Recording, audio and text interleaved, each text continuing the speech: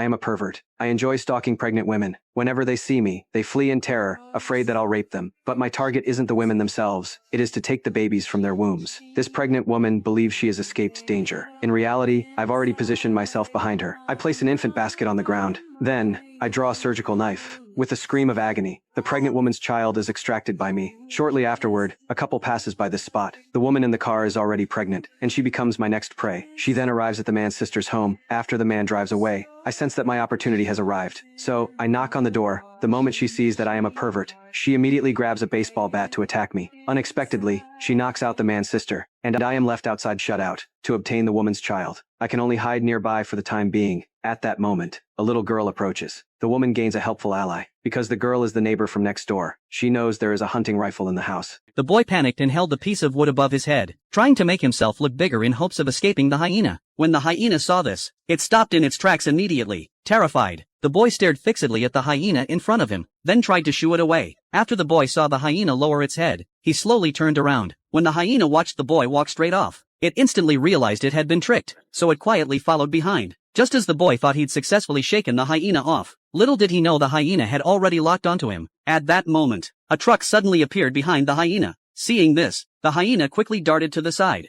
But the boy wasn't so lucky. The truck kept barreling toward him. By the time the driver spotted the boy, the truck could no longer stop. Fortunately, though, the boy dropped to the ground just in time. The driver, thinking something terrible had happened, immediately moved the truck forward. And right then, the boy was hiding under the vehicle. When the driver saw the boy was unharmed, he let out a sigh of relief right away. But the boy soon noticed the hyena was charging at him again.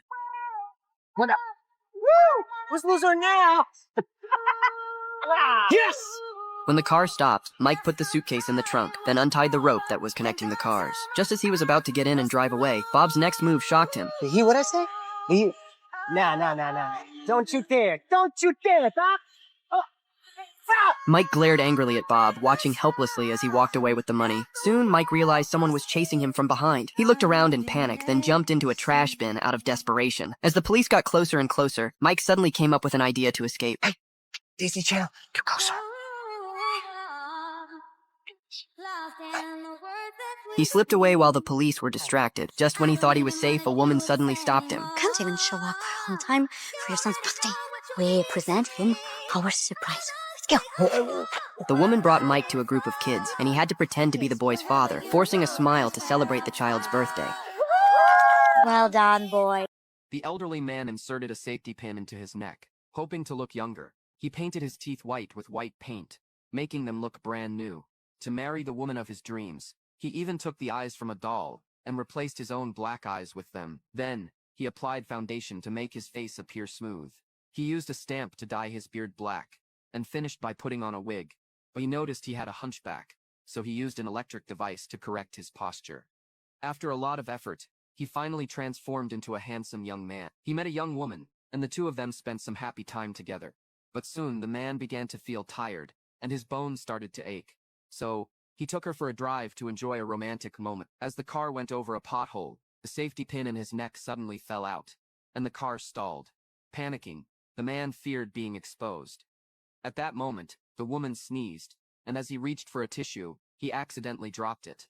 The woman sneezed again, and her mask fell off. It turned out, To get his son interested in soccer, the man picked up a mango and kicked it toward a trash can. The next moment, the boy directly kicked the mango into the trash can. Waiting for his father's praise, the father merely glanced at his son, then kicked the mango toward a more distant trash can. From then on, the father taught all his soccer skills to his son. However, this angered the boy's mother. His father had been a professional soccer player, but an accident forced him to retire. He couldn't even find a job, and the mother didn't want her son to follow the same path. One day, the boy climbed onto the roof to secretly listen to a soccer match broadcast. The Brazilian team lost in the final. Hearing the devastating news, he cried bitterly. He vowed to his father that he would help Brazil win the World Cup. Without a proper soccer ball, he made his own ball out of bundled clothes. Without a proper field, he played in the alleyways. Day after day, Pelé trained tirelessly. Soon, he played in his first official soccer match. To prepare for the tournament, they stitched together team uniforms from bedsheets, and collected soccer shoes from everywhere. I was far away in space. The moment I slid the chip into the slot, the me on Earth woke up at home. That was my android, built for astronauts like me, so even on long missions, I could still be with my family. That day, I was sleeping in bed. Suddenly, I heard something downstairs. I grabbed a baseball bat and walked down slowly. There were 4 or 5 strangers in my living room. They said the tech I used went against the laws of nature. They came to destroy it. Before I could react, they rushed at me and held me down. One of them cut my arm open. No blood came out, just cold metal. Someone hit my head hard. I woke up instantly, back in space. I quickly reinserted the chip, trying to reconnect with my body on Earth, but it was too late. I was already tied up. My wife and kid were taken too. They wondered if my whole family were androids. Then they acted. They took my wife's life, then my kids, and finally, they destroyed my android body. I was in space, watching everything happen. The pain was unbearable. The mission would last 6 years. We were only 2 years in. I had no idea how to survive the rest. Because you wear a wig doesn't prove you're a girl. Okay then. Oh, merciful Jesus. All I'm asking for is a chance. I'm sorry. This isn't how I wanted it to happen, and I didn't want to hurt you, but all I'm asking for is a chance. I thought he would be like everyone else, that he'd see me as a freak, but he didn't.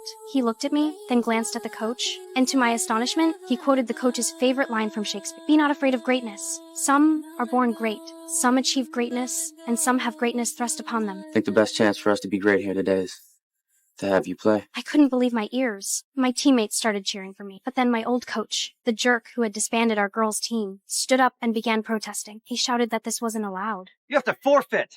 There's no girls in this league. Here, look in the manual. My coach strode over, snatched the worn-out handbook from his hands, and in front of everyone, ripped it clean in half. We don't discriminate based on gender. All right. The Cornwall coach was stunned, but he still refused to back down. He sneered at my coach, asking if he really thought he could beat times them asterisks with just a girl on the team. My coach didn't waste words. He turned to us and let out a battle cry. Match resumed. It was the final showdown, and the score was still tied. Just as I jumped for the ball, an opponent slid in and took me down. The referee's whistle blew. A penalty kick! And the penalty kick will decide the game! This was our last chance. The entire game rested on this one shot. I stepped up to the penalty mark. The goalkeeper was my ex-boyfriend, Justin. He started taunting me, trying to mess with my head. Every word he said cut deep. I took a deep breath, then I kicked hard. No, the ball bounced off the post. Without a second thought, I leapt into the air. A perfect bicycle kick. Goal. We won.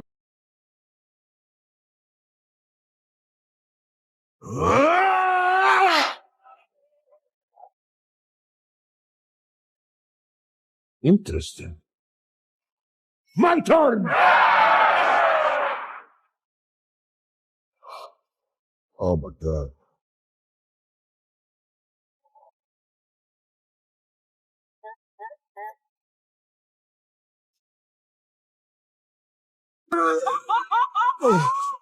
Hey, buddy, you okay? You just slapped the shit out of me. Yeah, that was so embarrassing. Let me make it easier for you. Come on.